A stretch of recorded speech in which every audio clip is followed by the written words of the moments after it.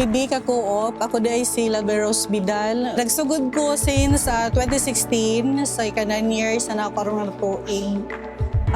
Nakapainggan sa kuha is kadang kung mag-loan, gamay rag tubo.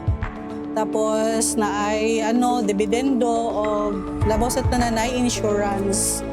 Dako itabang ang kooperatiba no sa kuang kinabuhi kay sa time nga kanang makinahanglan ko kanang naay mga gamitonon day na kwarta ana naay kanang budget nga medyo dako-dako gyud no sa PCC MPC gid ko kanang makaduol dayon no makahiram niya fast approval pag yun kung dati na ka nga member. Katong last kay ang amuang kanang kuan is karon nag boarding house naman miron.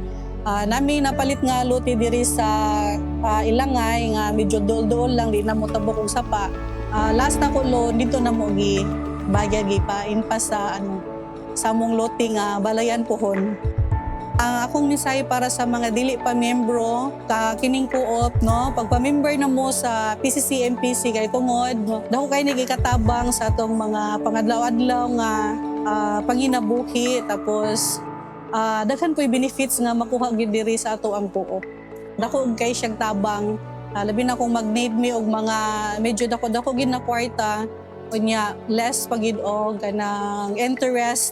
So dili kayo maglisod og budget kung diri ta mag-loan sa PCC MPC.